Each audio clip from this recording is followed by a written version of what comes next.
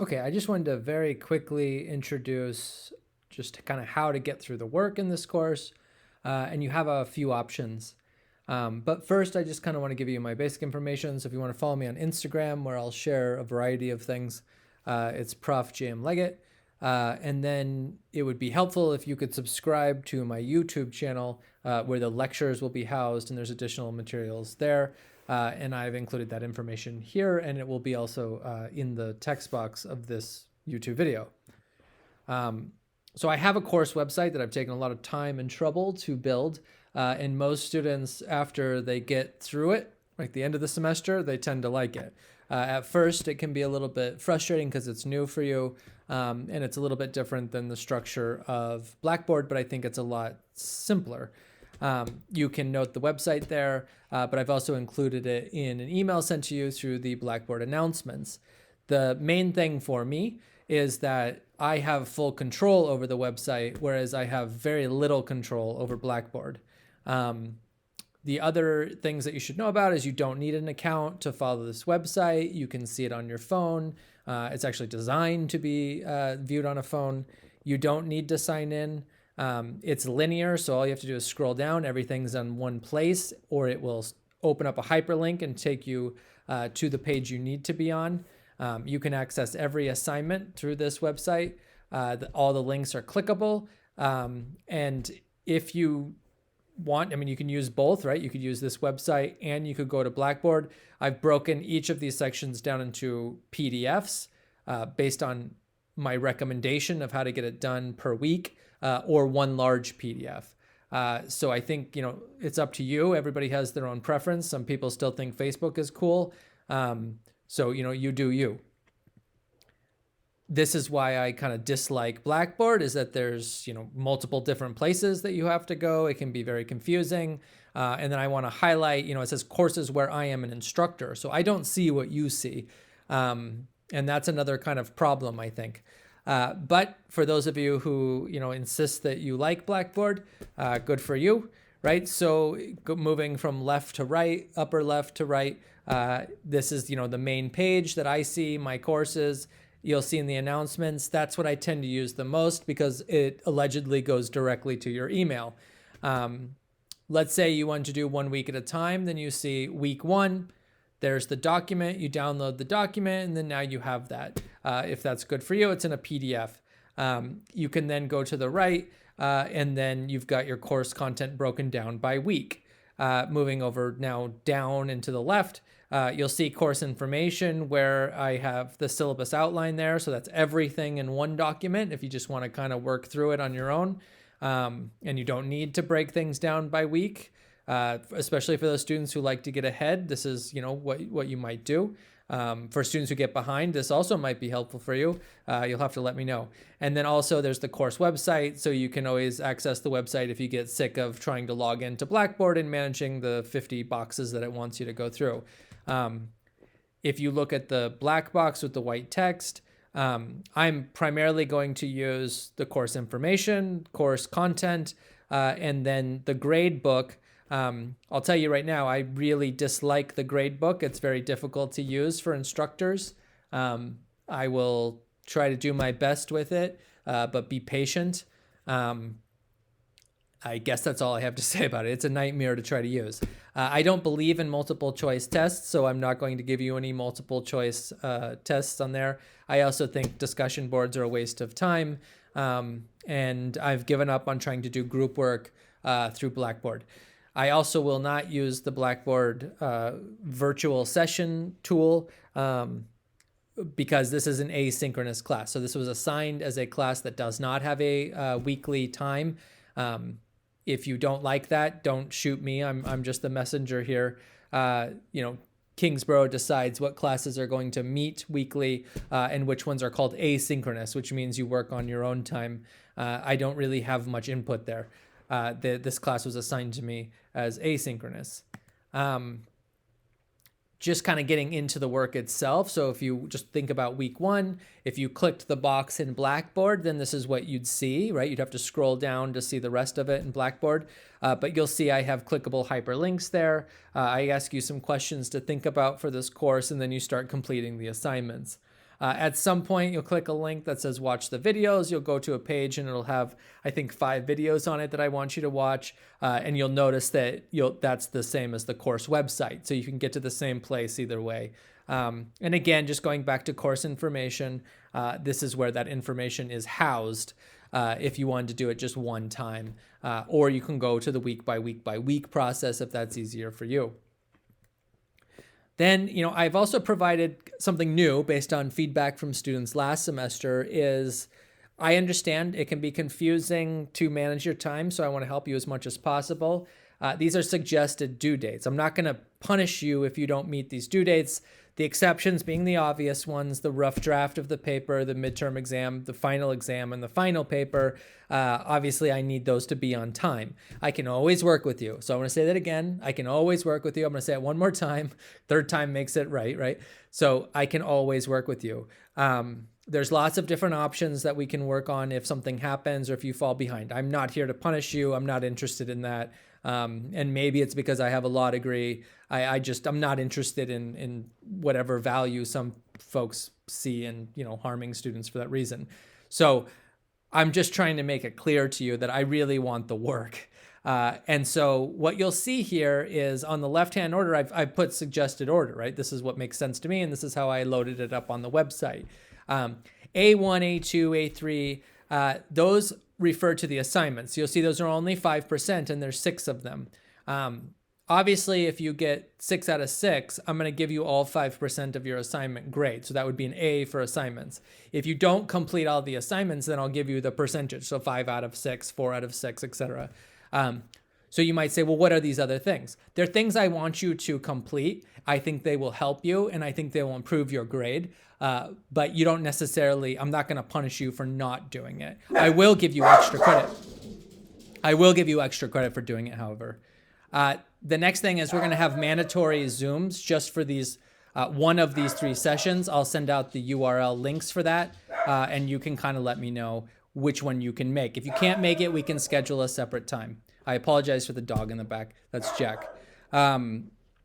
So the next kind of things you need to think about are the midterm exam. That's going to be on January 22nd. I'll put the grades up by January 24th, assuming that you get it done on time. And then if you've fallen back, I want a rough draft by February 1st, but I need you to contact me if you're having trouble with that, and so that we're ahead of the curve. Here are your learning outcomes. I just wanted to make clear that there are 2 sets, right? Because if you're a criminal justice student, you have one learning outcome. If you're a liberal arts student, you have a different learning outcome. So I'll be grading you based on your learning outcome. And then if you need to talk to me, please email me at one of these 2 addresses. We can video chat. Please put your video on for security reasons and plagiarism to make sure it's you. It's helpful to have your video on. If for some reason, other than having a bad hair day, I always have a bad hair day, so I don't find that to be a good excuse. But I'd like to see you and make sure it's you. I'm also available to advise you, let you know about law school, about transferring to John Jay, or any other number of issues. So please do let me know, and please do contact me.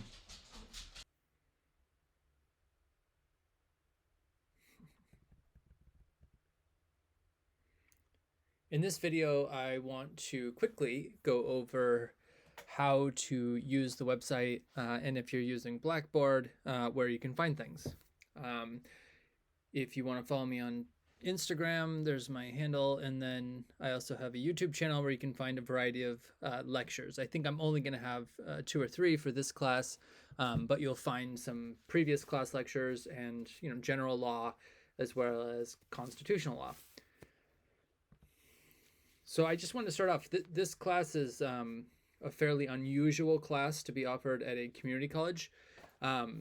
So the equivalent course at John Jay, or if you transfer to John Jay, it'll show up as Law 206, which is the American Judiciary.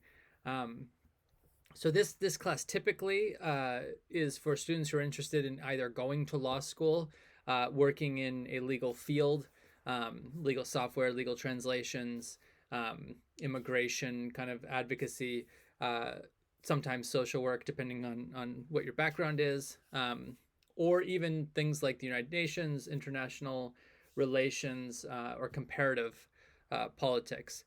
So I say all that because if you're interested in pre-law or law school, then this is the class for you. Um, if you're interested in kind of the social issues that go along with that, then the major you'd want to look at John Jay is called Law and Society. There's also a master's program at the CUNY Grad Center. And that's there's a lot of folks that kind of do this work if you're interested in social justice, or analyzing, issues that are come up like defund the police or Black Lives Matter, wrongful conviction, a lot of different topics.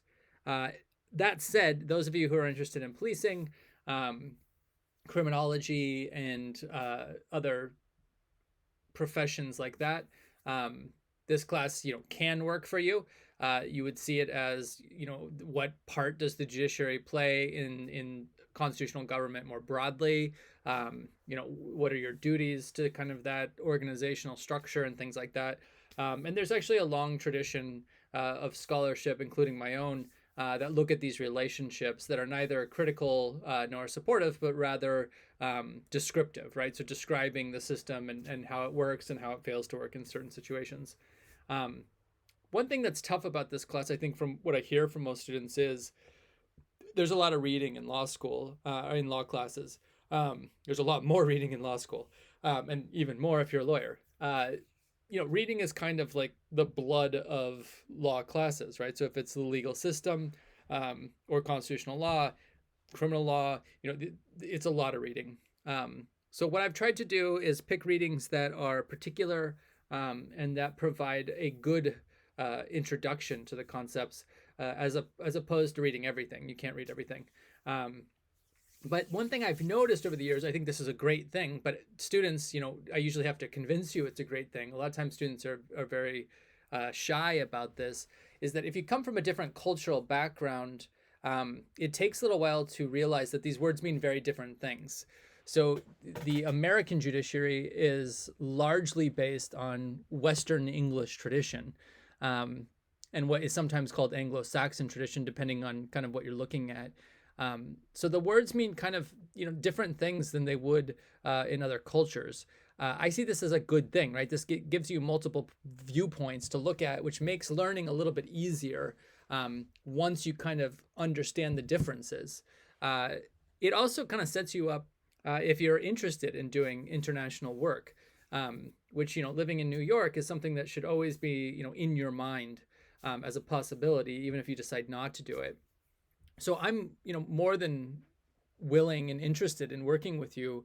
I've worked with a lot of students. I've even had some students translate texts. I had a Haitian student who could read French, helped me with a legal theory that needed some French translation and had particular kind of relevance to the Haitian Revolution experience. So, there's lots of ways that we can interact with each other, and talk about these differences. And one kind of common difference is the word power, which means very different things in different countries. So I just want to kind of throw that out there so you have a good idea of what you're getting into. I'm not asking you to be an expert in Latin, or even an expert necessarily in understanding the legal language. You're just really starting to get an introduction to this, and cover most of the same things that you would if you were at a four-year institution.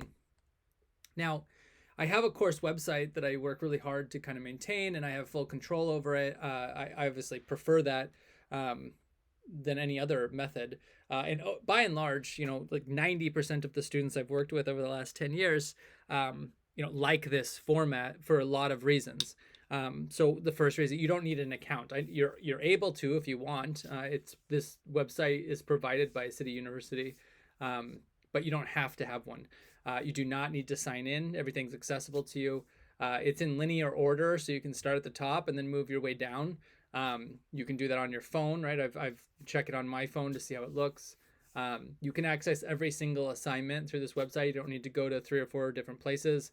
All the links are clickable. It's broken down into PDFs on Blackboard. If you insist on using Blackboard, I've given you essentially the same thing in a different format.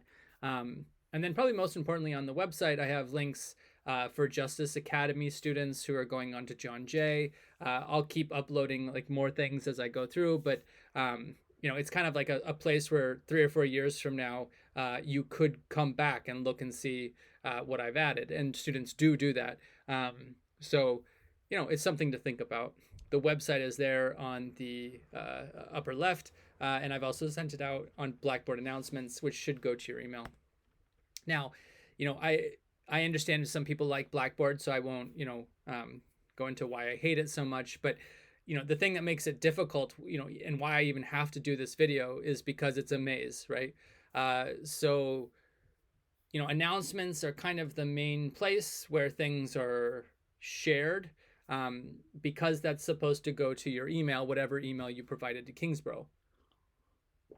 On the left hand side, the things that I use the most will be course content, course information, and to some extent the grading platform. But you're going to see I do different grading than a rote memory, act like a parrot, repeat the things that you read in a textbook, multiple choice test.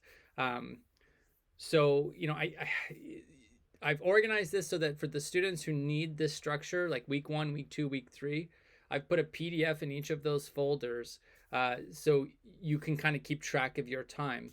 I can't stress enough that you should try to get out, like wean out of this way of thinking, because once you get to John Jay or any transfer college, this is not how courses will be run. Those will largely be based on you managing your own time. But I'll kind of do a transition for you here and help you out.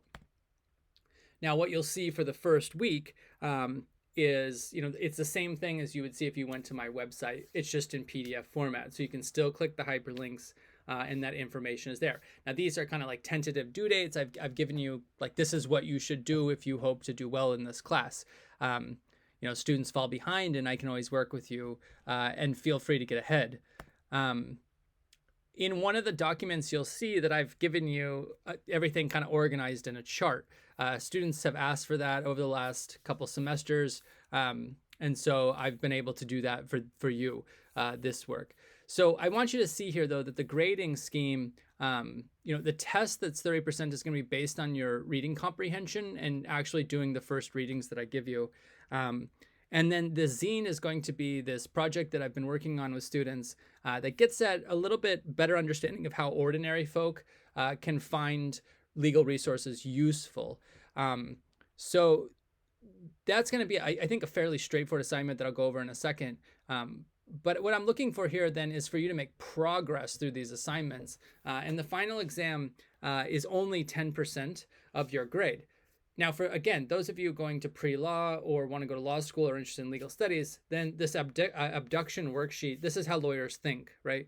So if you're interested in how the law works or how lawyers operate and how judges think, then this is kind of what it is in a nutshell. So everything else will kind of be there to support that concept. I also have 2 extra credit assignments. One is really kind of for people who may, for whatever reason, have thought this was like a vocational class where you learn how to be something inside of a courtroom. That doesn't really exist. That's not a real thing, in other words. And no area of the law is like the other area of the law. So a criminal lawyer is very different than a real estate lawyer, for example. And so there's not really a good way to do that. However, if you're interested in coming up with ideas of what would be useful for community college students and ordinary folks who are not lawyers and judges, I gave you an opportunity here to design something. A zine is just a one sheet kind of handout that you can give that's easy for people to use. And then I gave you some resources about like kind of public legal education, and what you'd be kind of looking for. And you just look at these roles within kind of the court system, and you'd have something to say about that would be useful for people. The other extra credit would be to find a judge that you think is interesting or has written an interesting case, and to write just a 3-page biography. Who are they? Where did they go to law school? Where are they from? What's their kind of identity? And then what did you find interesting about the case that you read that they wrote? And then, for those of you who are super eager, how to prepare for the final exam, there's a very popular book written by Stuart Scheingold from the University of Washington about something called the myth of rights or the politics of rights. And this kind of goes to like, what's the story that we're told through media, through K through 12 education, myths that a lot of immigrants come to the United States with about how the law operates, about fairness, access, all these different things. So it's not a required book. I can't require a book in a short setting module like this. But if you're interested, and I think it's only $10 or $12 on Amazon. And again, if you're interested in law as a field, this is a book that a lot of folks will refer to at some point in your career, or they will make reference without knowing that this is the book that influenced their teachers. Again, that's optional, but you'll see that there's a lot of the same ideas, and it's explained in a way that I think is fairly straightforward. The next two big sets of readings are articles that really get to these myths, right? The why people believe in the law the way they do. And then also kind of how do ordinary people use the law in everyday experiences. That's the one you're going to be tested on. So make sure you take good notes and read carefully. Again, I'm not asking you to understand every aspect of those articles, so just focus on the main point and really focus on what's different. This is, you had a certain idea about law as you came in. This is going to be new information that's going to challenge that. And so you want to think about what's the difference. The other set of laws will be like really basic. So we're looking at Blackstone's Commentaries, who is sometimes called the grandfather of English law, and that's largely what the framers of the court system in the United States what they were reading at the time. The Judiciary Act is that first piece of legislation that Congress passes at the beginning of this country that lays out kind of the ideals and the structure of the legal system. So that's kind of the historical document. And then I give you three cases that provide, a judicial opinion, right? So a judge's point of view on making a decision about a social conflict. The first one is about the equality of marriage. The second one is about terrorism. And the third one is about stop and frisk in New York. And then, you want to think about what are these judges saying? What is the political point of view that they're taking? And how are they trying to keep the system together? And then you'll want to go back to that abduction worksheet and see, what are the similarities and differences between those two things. I just wanted to provide also that when you take a test on Google Forms, you push that submit button, it goes directly to me. So you don't need to ask whether you completed it. I get it automatically. If you're really super paranoid, some of you are for a variety of reasons, some legal and others not, do it again, right? It's always a good idea to either print off a copy, save a PDF, or copy and paste your answers into a Word document. You should never anticipate that your professor is going to keep all your work for you. That's a strange idea.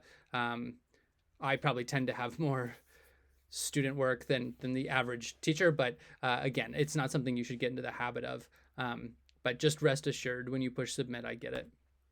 And I will usually let you know if you're missing something, if it's affecting your grade in a dramatic way. The main kind of part of this class is I'm really curious to see how we can better reduce the gap between what ordinary people think about the law and what lawyers and judges think about the law, largely because we all live in the same society. So it doesn't make a lot of sense for us to have different ideas and expectations.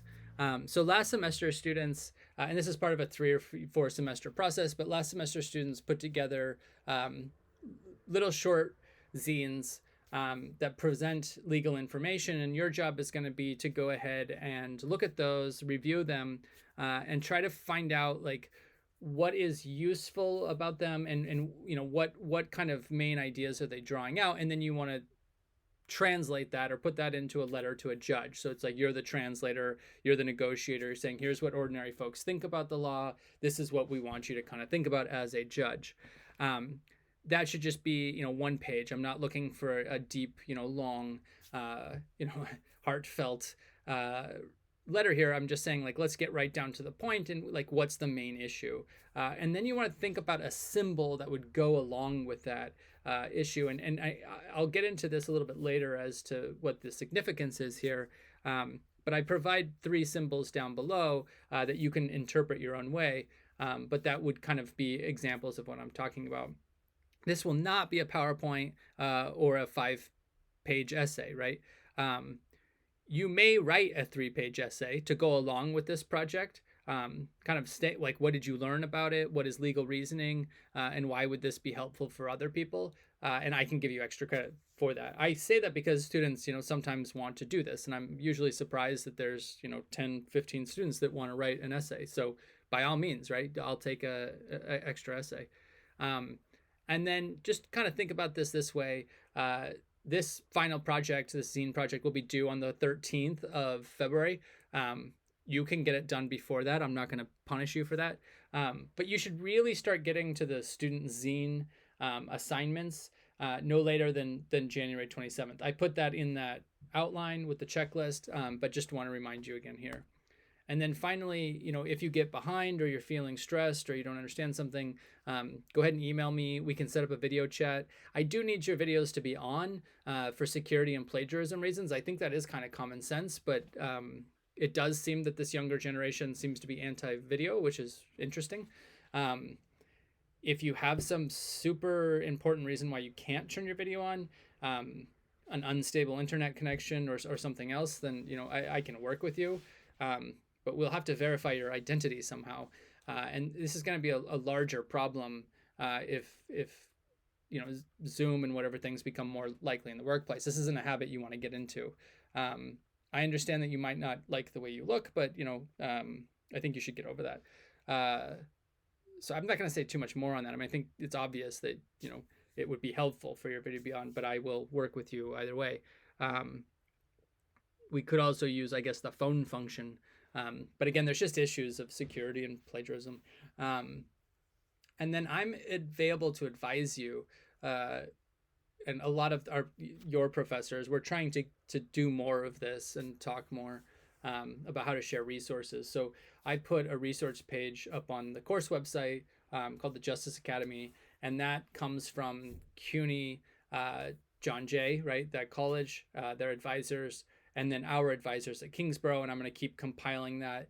And then later, your professors, we're going to put some resources on there as well, because we all kind of represent different career tracks. So if you're interested in policing, I certainly can give you advice, but it would be better for you to talk to the folks who are in policing, right? The same thing with criminology, corrections, victim services, etc.